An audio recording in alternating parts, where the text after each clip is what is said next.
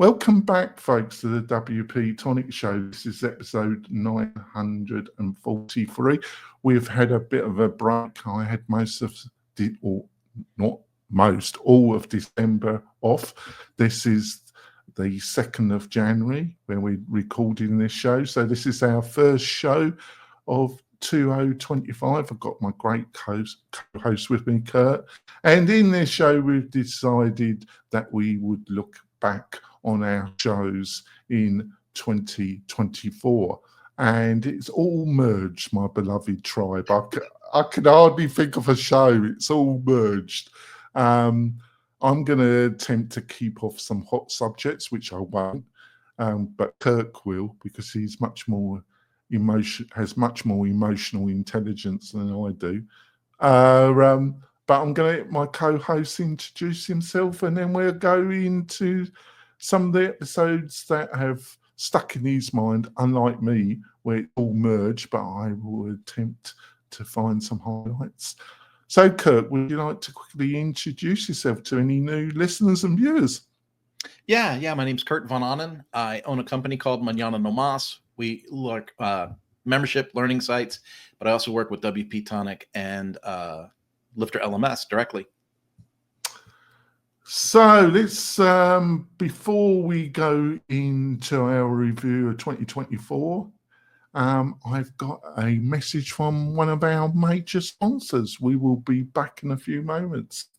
Hi there, e-commerce store owner. At Omnisend, we help more than 100,000 e-commerce customers just like you sell their products. We're an all-in-one email and SMS marketing platform that helps you reach your customers, grow your audience, and increase sales. In fact, our customers have seen incredible results with Omnisend, averaging $72 in revenue for every single dollar spent. And if you ever have a question, our award-winning customer support team is available 24/7 every single day. That's one of the reasons we have more than 6,000 glowing reviews and ratings all across the web. So get started with Omnisend today and start growing your business with better email and SMS marketing. We're coming back, folks. I'd like to point out we've got a great free resource for you freelancers and agencies owners. It's a curated list of the best WordPress plugins. Every one of them has been used by myself or by my team. It's the best services and, like I say, plugins.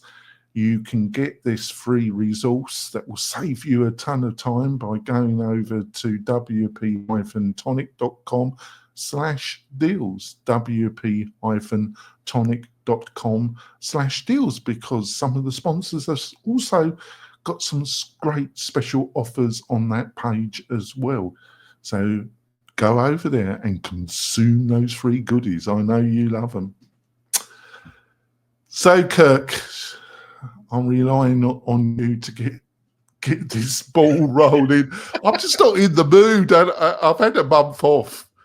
First time I've had a month from podcasting in about 10 years, but I just needed it. So I'm in this, what's that term where you're going back to school or college and there's a term for it? I don't know. I was just going to say malaise. I'm in the same spot. You said introduce yourself, and I got all tongue-tied. Couldn't even get a simple sentence out. No, there we go. That's never stopped me. I can waffle, beloved tribe. So, ball over to you. So where would you like to start in all the interviews and roundtables that we've done? So interviews and roundtables and things that we've done, there's a couple of things that make them stand out to me anyway, from a personal perspective, Jonathan. One is through this process, you've introduced me to a lot of cool people that I'm actually still in touch with, or to products that I've actually started to use. And I think that's kind of a line defining thing, right? It's like if we interview somebody and I'm inspired after doing that interview to actually try their product or keep using their product, then it must have been a really good show. It must have been a really enlightening show. We had a guy on, I think his name was Ryan Roberts, and I'm pretty sure you called him Rob for half of the interview. And he's the one that had that project called Write Blogger. Do you remember that one? Yeah, I do. Yes, but it's the endearment, guests should not take it the wrong way where I get their names wrong, because I get everybody's name wrong, don't I? Yeah, well, that guy was interesting, and it was interesting enough that I signed in to Write Blogger to try it. And then here is what I like about it. I actually subscribe to it. I still use the product today. Yeah. Is it as flashy and cool as, you know, the new version of ChatGPT or Claude or Llama or any of these things? Let's be truthful. No, it's not. The interface is very, very simple. But what I like about it is I don't want to spend half my day figuring out how to be an AI expert. I just don't. I want to be able to leverage a tool that's kind of like pre-prompted to give me the output that I'm looking for. And that's what that Write Blogger tool allows me to do. I can take a video, slap it in there and say, here's a video, use the transcript and make me a summary post, or make me a transcript, or make me and it has different pre-programmed prompts to do all that stuff. And the interface is pretty convenient. So I use it quite a bit. And I really enjoyed doing that show. I thought that was a good one. When we can come away with an actionable tool, like something that gives you a process that saves you time or makes you more efficient, I get pretty excited about the show. Yeah, but I've been looking at the list as you've been talking about that particular guest, and one of the things, because obviously it's been in some ways a rough year, 2024 for WordPress. I've had my ups and downs business-wise, but generally, in pure financial terms, 2024 was quite a good year. But I haven't made progress. Well, I was making really good progress, but for various factors that slowed down at the end of this year. But I'm still optimistic about 2025. But looking at, I think one of the strengths of WordPress is the quality of people that's still involved in it. Just to name a few names, you know, Brian Jackson, really a great WordPress entrepreneur. He, a month ago, he helped me quite a bit on a particular technical issue, and he didn't ask for any payment. He's coming on the show to talk about his plugin this month, but his experience with helping as being a top-end SEO marketing manager for Kinster, and running his own coding shop with his brother and plugin shop, and being a real niche but being successful, keeping the costs down and keeping his independence. I have another one who's a friend of the show is Devon from Give WP, another excellent WordPress entrepreneur, now works for a major Stella and a major hosting company, but really sickeningly intelligent, good looking. Every time I see him, I want to be sick because he's everything I'm not. But no, I'm only kidding, Tribe. But a really great guy, really still down to earth, not a bullshitter. What's cool about him, though, is he's the same person that you see at WordCamp, that you have a beer with, that you have on the podcast. He's the same person all the time. He's very consistent and very generous with his time. Tom from Conversio, that sponsors the show and is a personal friend. I would say we are friends. Obviously, I've known Tom for a number of years. You know, rock solid individual, runs a really ethical company. Jason, a personal friend, you know, from I'm going to mention the name that must not be mentioned, founder of WP Engine, probably still has a little bit of equity in it, hasn't told me. Obviously sold the company a few years ago, the majority of it, but another quality individual. Like I say, we're not close friends, but I think he would have no problem saying that we're friendly. Another, entrepreneur, WordPress entrepreneur, SaaS entrepreneur, done very well for himself, but still very down to earth individual, rock solid individual.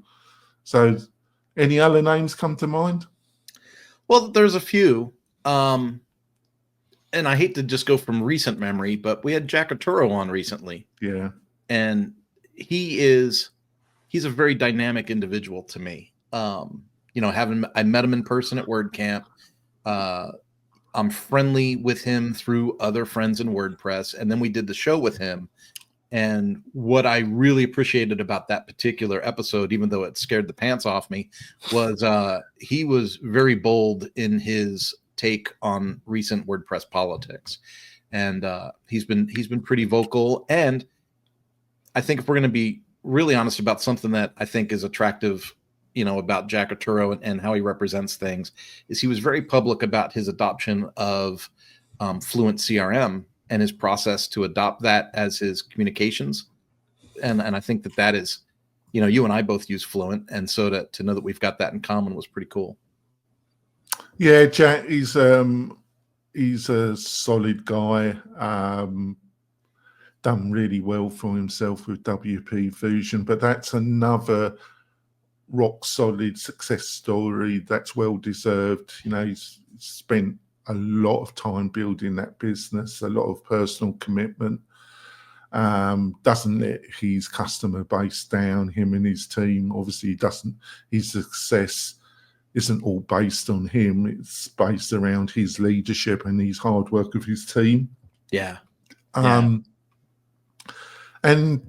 he doesn't mince his words, but I don't think he does it in a spiteful, malign, because I've never noticed that in his personality at all.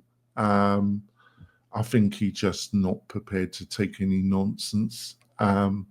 He is such a unique blend, because I know personally he is very tolerant of anything. Like, he's not a judgmental person in terms of, lifestyle, representation, any of those things. Like, he's all of the positives that you want in society from that, but he's also a business person and he holds the line, right? And that to me is like the best combination of professional that's out there. He when he was trying to get WP Fusion going, he was still taking private clients, and he was working with me on it. There's one particular client that's absolutely mad. I mean, as bonkers as they come. And I only realized about halfway in the project how mad and how aggressive this individual was. And they kept increasing the spec and not wanting to pay any extra money for it. And Jack was involved, was helping me build this project out.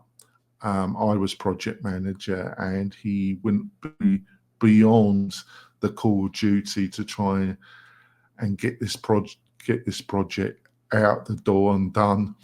And the client never was happy, and whatever. But we found out that we were like the third, fourth attempt to try and get this thing done. And it was never, but he's a true professional. Another person I've known for years that I think would be happy to say I was a friend is Matt Medeiros. Yeah. Matt, I call him the sound Nazi because he obviously, I'm so happy that he found a great home with Gravity Forms, and it's enabled him to have the space to do things in WordPress that he wants to develop. He's when I was starting in podcasting almost 9-10 years ago, I can't believe it, folks, he was one of my first guests on my show, and it was, to say the show was really rough would be understatement of the century, but he chose to come on, and I could tell I had my first co-host, who also was a sound nutsy, but was also bonkers. And I could tell that Matt was thinking, what the hell? Why did I come on this show? But he was still very gracious, and he was a good guest. And it shows the quality. So I'm really happy that I think things are going really well for Matt. And I'm really happy for that. Matt's a great example of good things for good people, because just look at his generosity in, I could probably call it an adoption, the way these two act like they love each other on X. Him and Mark Zemansky do stuff together. They've Robin. Yeah, he's, he's the Robin to the Batman.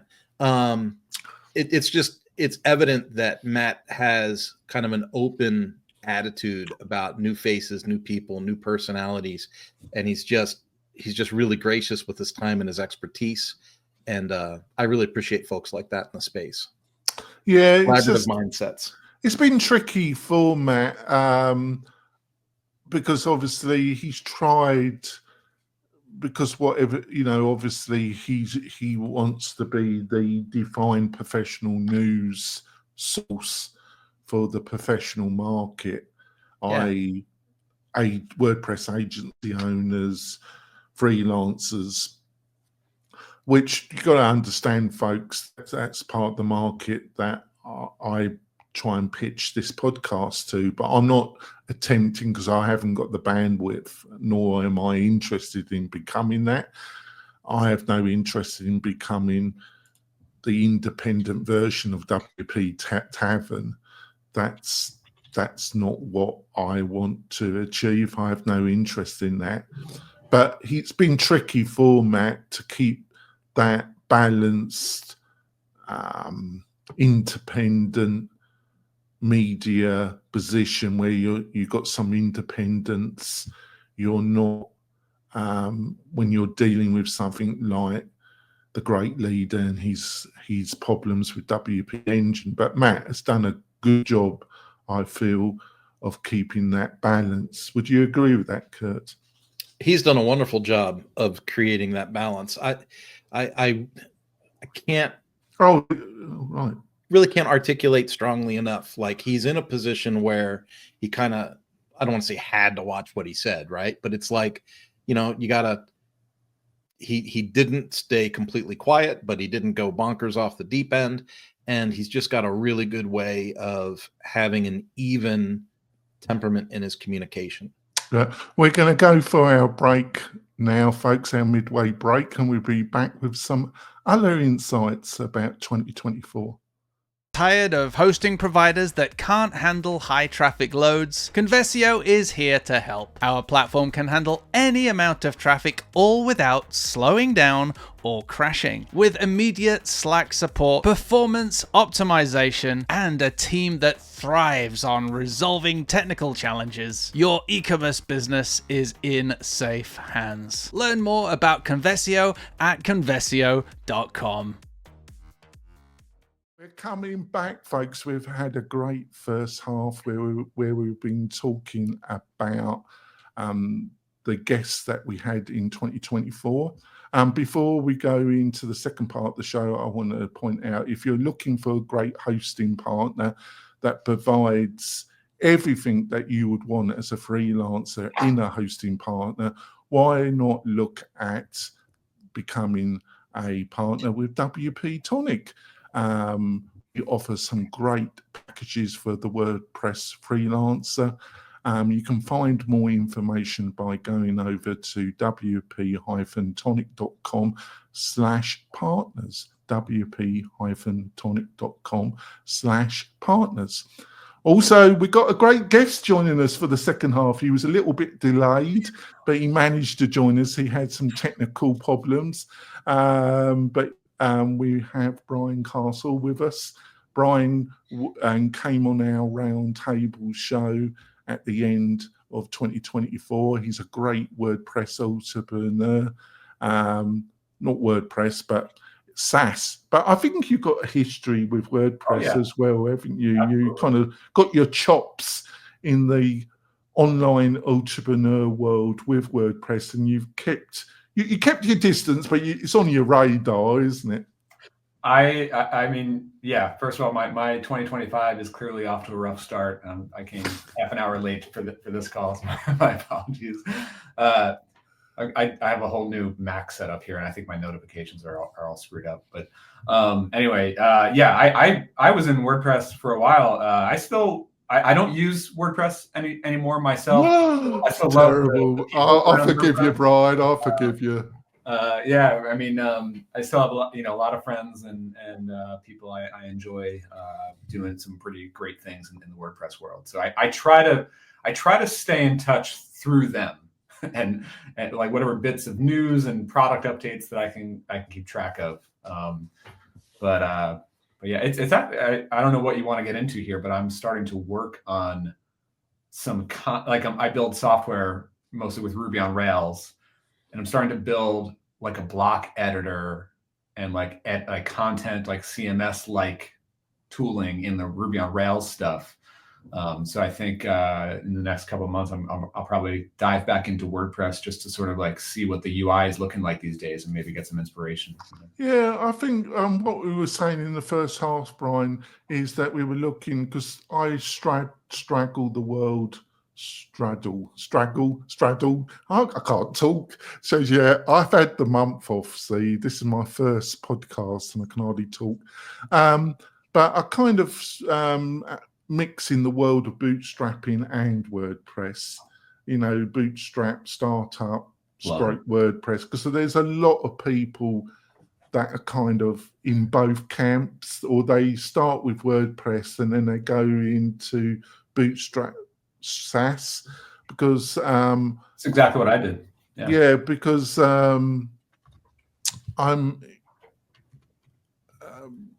in both camps really. So we were talking about some of the great guests we've had from WordPress and from bootstrapping. When it comes to bootstrapping, because you do your own great podcast as well, and you do that with a friend of the show that's been on the show a couple of times, Jordan Gell. Jordan is another great online entrepreneur and got a bit scorched with Shopify. I think he appreciates WooCommerce now.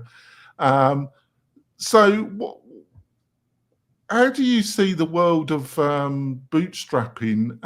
Do you think there's still an enormous amount of opportunities? Because I think in some ways there is, but also I feel there's a little bit of tiredness around people around subscription. I call it subscriptionitis.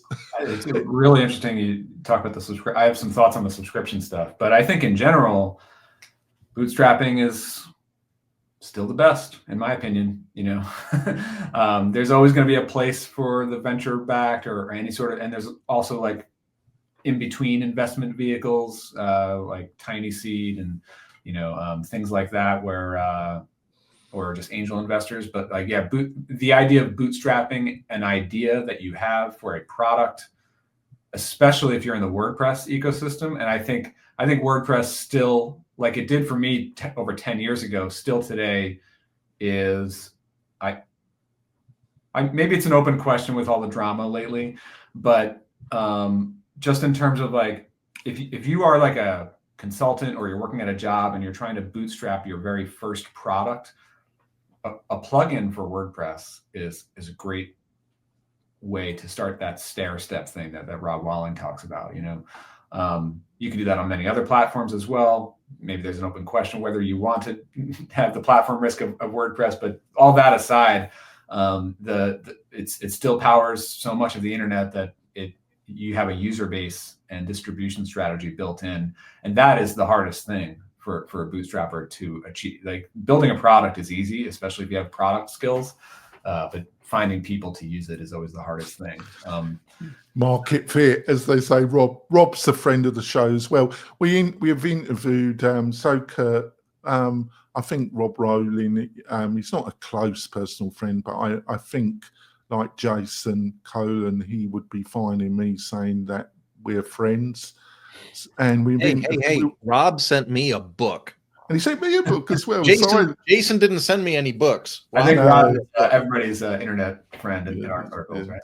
But Rob's been on the show a number of times, and I would classify him as a personal friend. So, but he came on the show, and he's always got great things to say, isn't he, Kurt? So I think he came on the show a couple of times in 2024. Anything stuck in your mind of what our discussion with Rob? For me personally, I go back to generosity, right? He comes to the show, shares openly, pretty transparently, I think, and then he always has some next step. So it's not that he is just continuing to piggyback off the success of 6 years ago, right? It's like he's got a new book that's coming out, or he's got a new meeting that's coming together. But every time we've met with Rob, he's had something new to discuss, and he's added a lot of value to the conversation. And to me, I think of it from the listener's perspective. If I'm going to ride my bike and listen to a podcast while I'm bicycling, I want to come away with some kind of actionable value piece or something like that. And I think that's always delivered when Rob shows up on the show. And yeah, I know Rob pretty well as well. And the thing that obviously he's just an awesome dude, and you know he's the kind of person that like means well and doesn't, I don't know if you can curse on here, but doesn't BS people.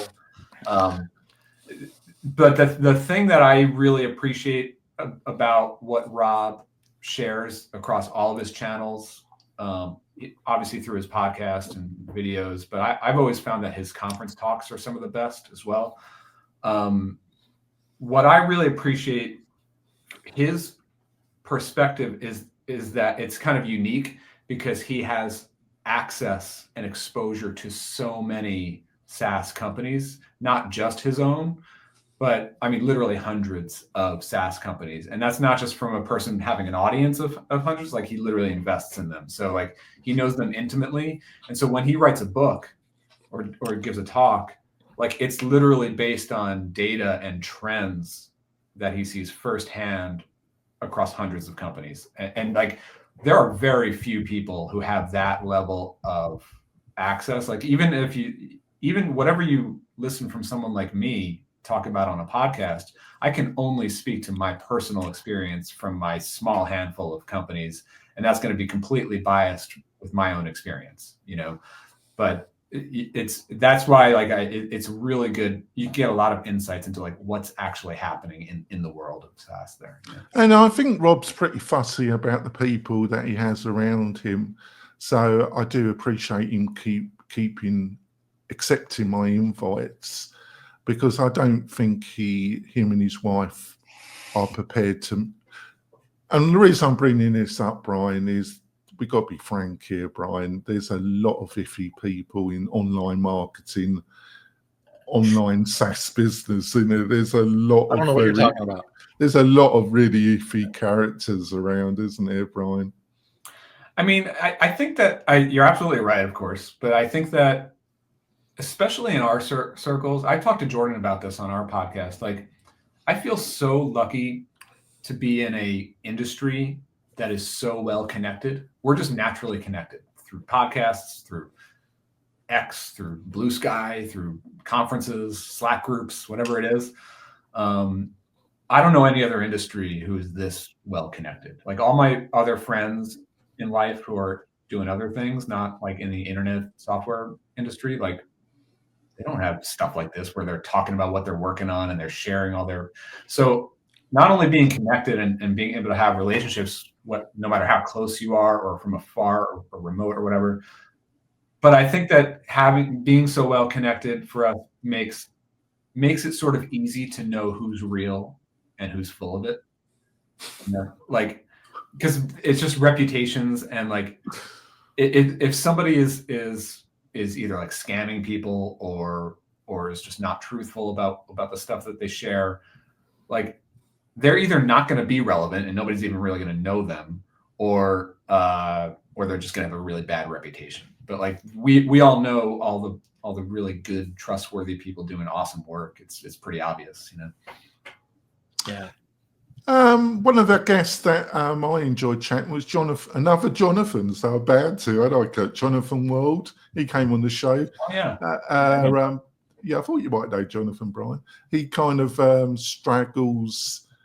He's got a quite influential YouTube channel, WordPress, really big in GeneratePress, which is a great theme, but it's much more than a theme. It's a page builder. It's a platform for building WordPress sites. I think if I wasn't really investing in Cadence WP, I would use GeneratePress. But I think if you're doing true higher semi-custom or full custom, I would look at GeneratePress anyway, because I think with bricks as well, if I was in that higher echelon, and very knowledgeable, and I really enjoyed my interview with him. What about you, Kurt? What did you think about that? Yeah, fun guy to talk to, and super knowledgeable. Another quality person. I'm not very close with Jonathan, but I sense that he was a pretty open, pretty bright guy. Yeah. And then it was kind of weird because Generate is one of the ones I haven't used. So it was a conversation with somebody surrounded around a product that I was completely vacant from, but he was really informative on the interview. Yeah. Another. I'm looking at the list as we are talking. Well, do you remember Christian Taylor when he was on the show?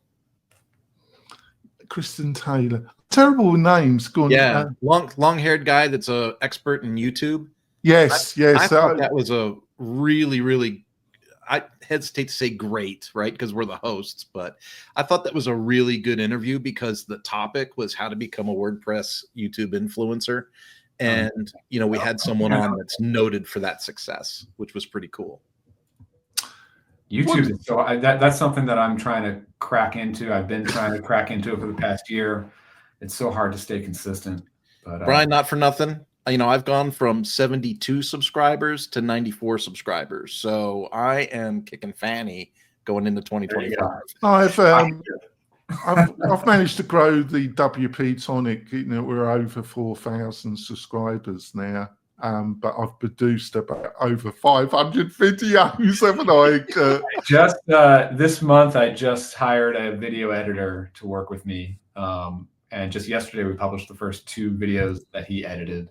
And we have a queue of more coming out. Like after a year of trying to do it all myself, I was like, the only way I'm actually going to stay consistent with this thing is if I have a system where I can just flip on my camera, do my thing, and put it in Dropbox, and he does the rest. Well, I just do. I would love to get editor. I've got editor for my podcasts, and I would love to get into a situation because I would love to increase. But the style of videos, I just do a bare bone edit, and I just get it out there. With our podcast, we do no editing. Do you? Literally, like we finish our call, and it goes live. I do that, but I also edit them. I hire a proper because your sound. We just use Riverside's audio equalization thing, and put it on the internet. That's it. Yeah.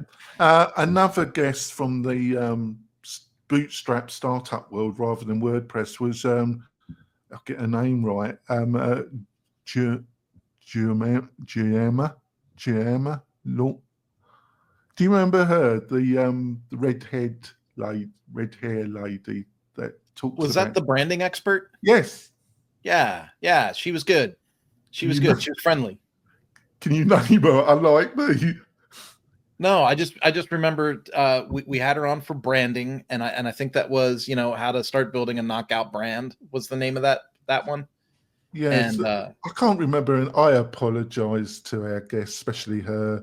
But I can pull it up in a heartbeat. Yeah, Emma. Yeah, it was just marketing by Emma. No, it was another lady. Emma Shermer Tamir. That was another lady. I'm talking about the red hair lady. Episode 906. She wrote a book with her She was the one that said Russell Brunson was wrong. Yes, well, that's not. I'll give her full marks for that. Russell and myself, I've not been very kind by statements over the years with Russell. Highly intelligent individual, but I went to one of his live events, and I'm used to hard sell, but my God, ClickFunnels. They attempted to try and persuade me to. I didn't have the money anyway, so they were wasting their time. But they were getting people to sign up for. I have to assume that ClickFunnels is still doing as well as they always have. I do feel like I haven't heard much about them in the last year or two, as much as I did in years prior. But well, this is they area. have their own marketing channels that reach a lot of people, and I'm not in those. Well, we better get off because I can't even remember the name of a guest that I brought. Her name was Georgiana Laudy. Laudy, you must know her, Brian.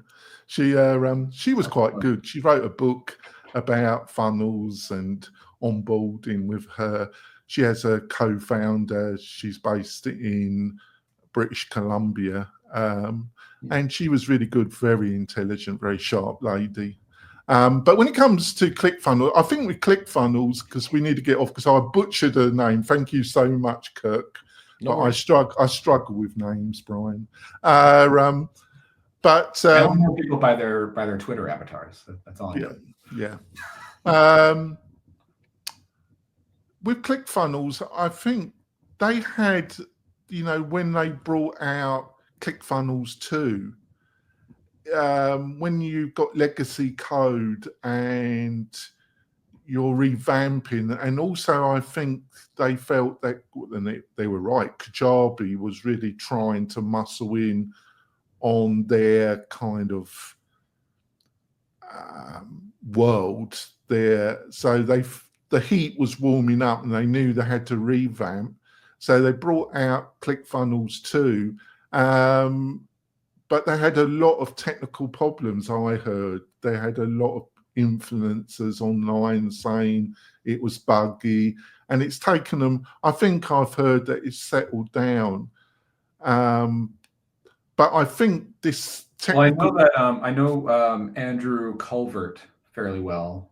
I think lately he was sort of elevated to like CTO over there, or like up like kind of like leading the tech side on ClickFunnels. So I know that, and I know him and his track record of building awesome software, especially with Ruby on Rails. So I would assume that like the latest versions of ClickFunnels are pretty rock solid. But that's been cool to because he started as a bootstrapped SaaS person, had a SaaS and sold it, and then built one of the most popular framework like site builder frameworks in Rails called Bullet Train. And then I think that started getting used by ClickFunnels. Then he joined the ClickFunnels team, and now he's like kind of up there, really, really leading the show over there. So yeah, but I think they struggled. But give their due, they didn't do what Kajabi did, because Kajabi, obviously, you had Kajabi. This is going back a few years, but Kajabi had their Kajabi 1, and then it was a bit messy with reliability, and then they brought out Kajabi 2, and they literally dumped all the people that signed up for Kajabi 1. They didn't offer any grandfathering or anything. They just dumped them. That's rough. That's still, I think people that got burnt there still bring it up in Reddit, and I know when Kajabi's mentioned, because that was a bit ugly, to say the least.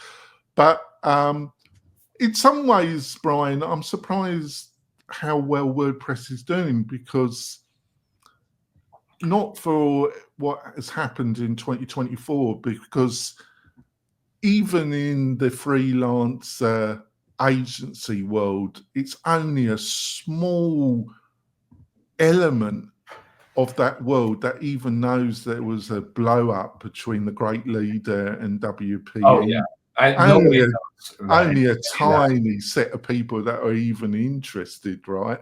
Well, I think whether it's this recent thing or any of the recent or any other dramas that has ever happened at like word camps or whatever, Nobody cares. nobody knows about that stuff. The Nobody majority, only those that really follow it. Nobody has any idea. I mean, I'm actually kind of curious from both of you about. We can look at the numbers all day and see like whatever 50, 60%. I don't even know what the percentage of the internet is still using WordPress, of course. But like, just anecdotally, are you seeing longtime WordPress professionals or WordPress people pivoting away and starting to like professionally embrace other platforms? I guess I ask that like not just out of the recent drama and stuff, but like I was noticing this well before that. I would say for the last like 3 years or so, friends of mine anyone who is like in SaaS or whatever, and they need to build a marketing website or a blog, 9 times out of 10, they're not choosing WordPress. Just in my anecdotal experience, they're going with things like Webflow or Statamic in the Laravel ecosystem, or any other. Yeah, well, that's part of your bubble. See, yes, could be. Yeah. Who do you think the average users? I haven't even heard of Statamic. And I think Webflow, obviously, they had an enormous amount of external investment, and they were doing quite well. But then they started bunning the prices up, didn't they? Even now, even Webflow just in terms of like what I hear about most from people, like that has started to fall off a little bit. What's the other new? But to answer your question, I think, but in a strange way, I think I've been quite critical consistently around Gutenberg, even though I want Gutenberg to succeed. And I think through something like Cadence, WP, or GeneratePress, if I was I think it's quite usable now for. And I think if you're in the professional full build out, you know, from design to development, I think using bricks is a professional level tool now, which wasn't available, because I think for those that were doing full custom design and development, you know, full stack development, all that was, you know, WordPress had become very stagnant, but you know, you always had to kind of develop a theme from the ground up if you were doing full stack, full custom work. But then Elementor was always a hot mess because it was devitis, wasn't it?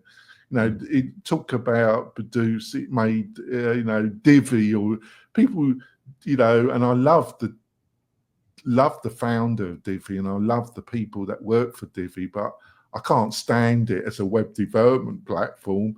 But Elementor's the same, you know, very a more controversial company, but their marketing and how they positioned in the market and how they managed to get over 6 million users, and their advertising and their video, very original, very fantastic placement, but as a tool, it's a hot mess, isn't it? Would you agree, Brian? I do think that from just a pure product standpoint, if you are choosing, there's different use cases, right? Like if you're choosing, like, I need a CMS for my marketing website for me and my small. I'm going to have to intervene, Brian, because I want to continue our discussion, but my great co-host is probably going to have to leave soon. So, Kirk, would you like to say goodbye to the listeners and viewers, because he's got a hot time. I don't ever want to say goodbye. I want to stay forever.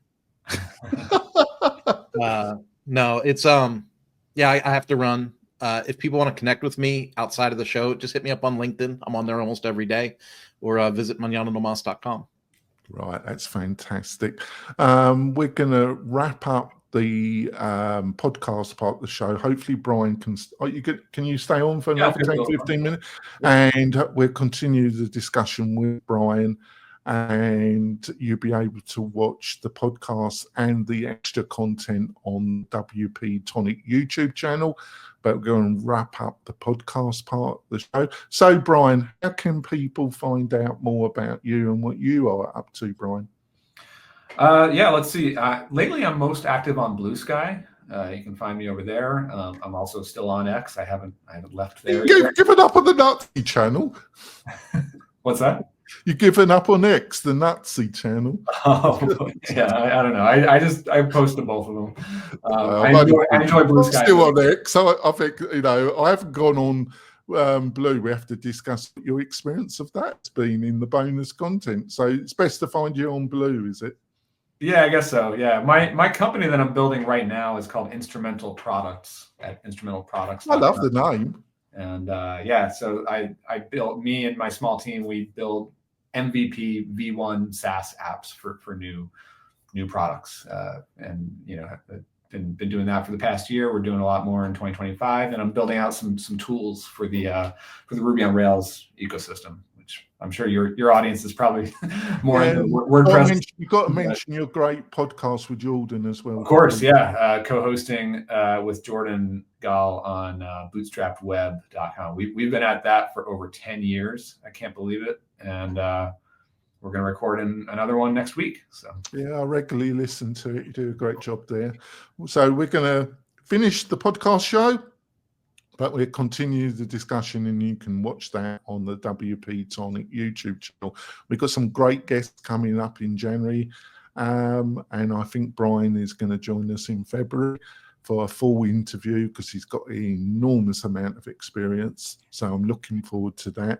He was going to join us for this round of 2024, which he has, but he had some technical problems. But he will be with us in February. We will see you soon, folks. Bye.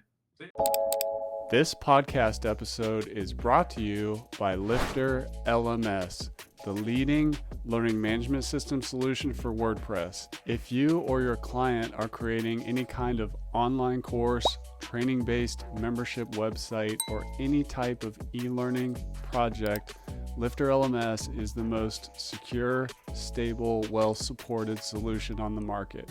Go to lifterlms.com and save 20% at checkout with coupon code podcast20. That's podcast20. Enjoy the rest of your show.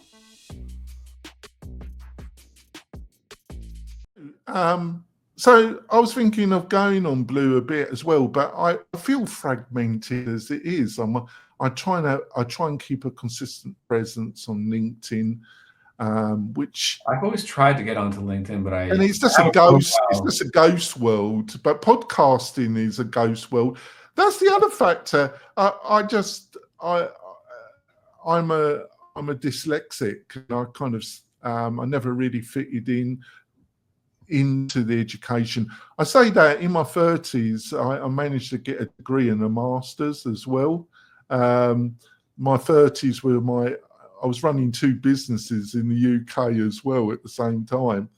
But I thought for some reason I needed higher education. So I got a degree and a master's, which I've hardly ever used because I've always worked for myself. Yeah. So it was a total, but I didn't enjoy my degree because I sometimes regret not doing it. I have like a bachelor's in something not related to what I do every day.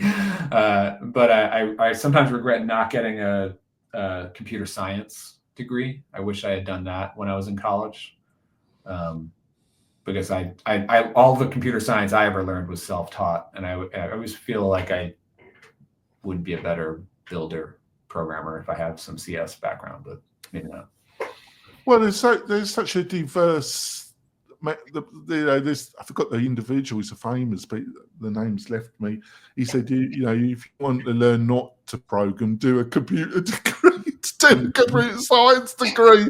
That's kind of like business, right? Like, you could do. I'm glad I did not do a business degree. No, but get back to it. So I feel stretched as it is because I try and keep a consistent presence on LinkedIn. I don't know why, because it's a bit like a ghost area. I try and keep Twitter. I use lists, and I just post, and I keep away from the drama because I find it quite toxic. The only thing I like about Blue Sky is that it seems there's more engagement. Like whenever I post on Twitter, and I've been on Twitter since 2008, like these days when I post on there, like very rarely gets replies, or, because their algorithm will just push it one way or the other. And Blue Sky seems more like the early days of Twitter. That's what's been, because my biggest failing, Brian, is I love podcasting, and I think I've got a very passionate. Well, I think I'm amazed at my listener figures.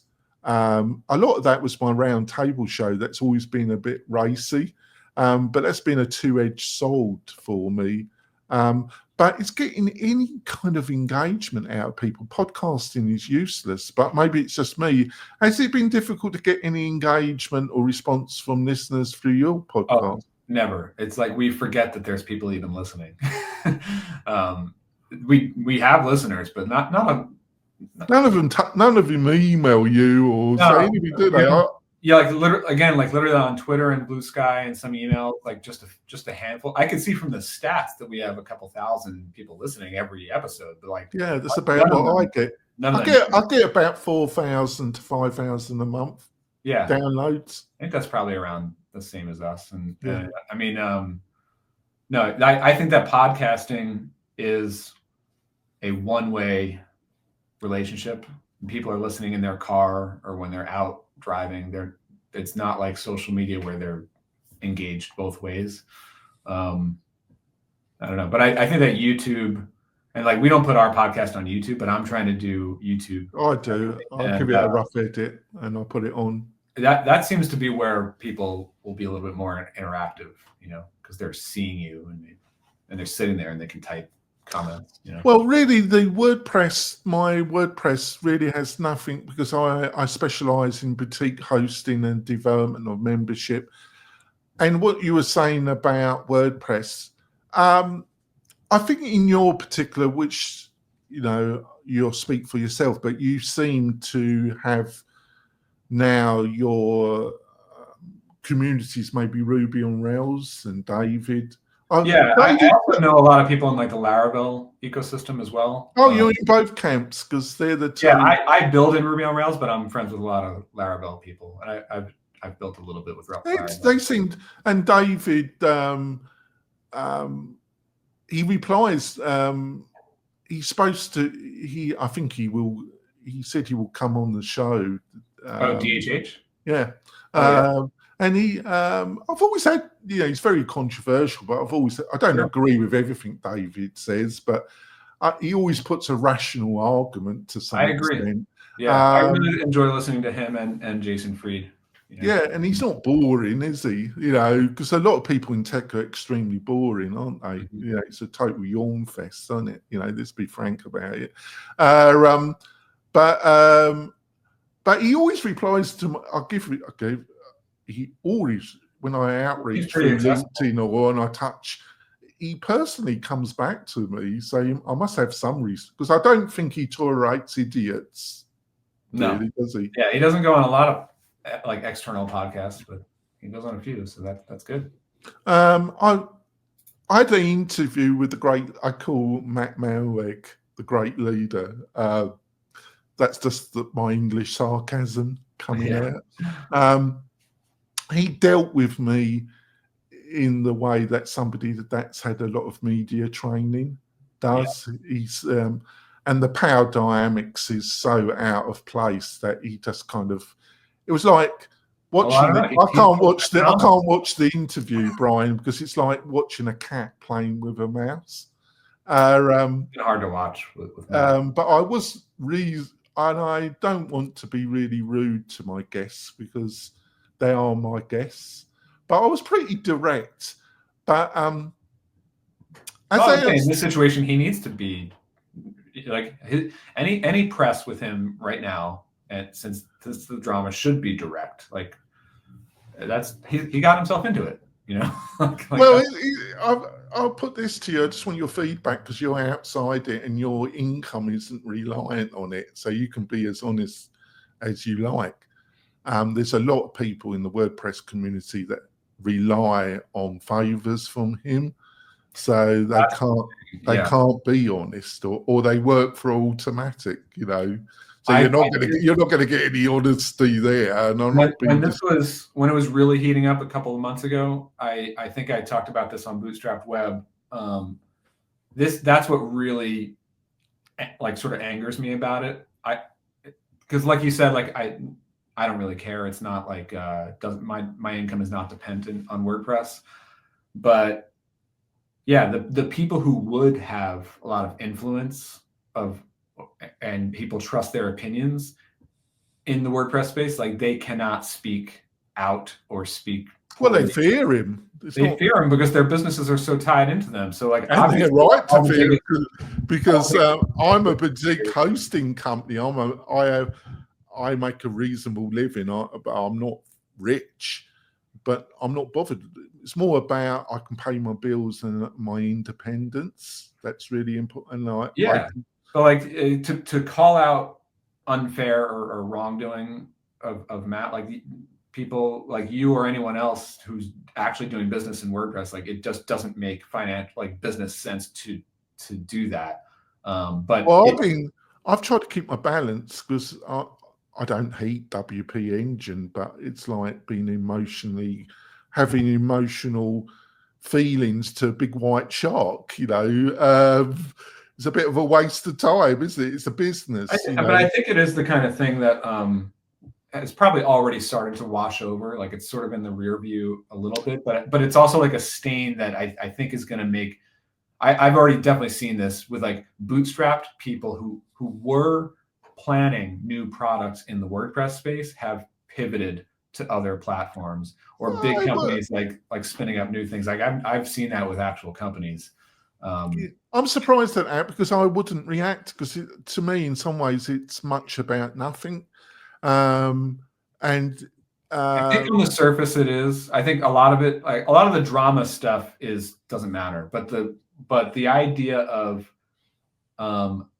if you're going to start a new business today, but on the other hand, like the distribution channel is dependent on the whims. It depends if you're going to use the directory. But you know, with your Jordan's experience with Shopify was horrendous, wasn't it? Yeah. That's the platform risk that like I think Jordan knew going into Shopify that there is always that platform risk, and he ran right into it, and it was a bad experience for him. But I think that a lot of people who are bootstrapping, the reason why I'm interrupting, look at Elementor. You know, they built that. You know, the great leader despises Elementor. He hasn't gone after them like WP. But if you think about it like this, but he never stopped them from building a 6 million user base on WordPress, did it? Right. But I mean, if you're, let's say you're a bootstrapper and you start a plugin business, and it does a couple $100,000 a year in revenue, and that's great. That you have a nice business right there. The most likely next outcome for that is to sell that business at some point, right? And move on. But if you're trying to sell a business that is built on WordPress today, sure, you can sell it, but it's definitely going to be a question now from any potential buyers. What is the extra level of risk that a buyer would be taking on in buying a WordPress-based business versus some other business? And that new level of risk is not there before all this drama, that could impact the valuations that you could see from selling a WordPress business, or who might be willing to buy your business. I know that like selling your business is not everyone's end goal, but like it is for a lot of people. And that's going to be a new question that buyers would have to ask, I think, All right, we're going to wrap up the bonus content now. Like I say, we'll be back next week with another great guest. Hopefully, Brian will join us in February. Thanks for being such an insightful guest. We'll continue, hopefully, the discussion in February, Brian, when you come back for the full interview. We're going to wrap it up now. We'll see you soon, folks.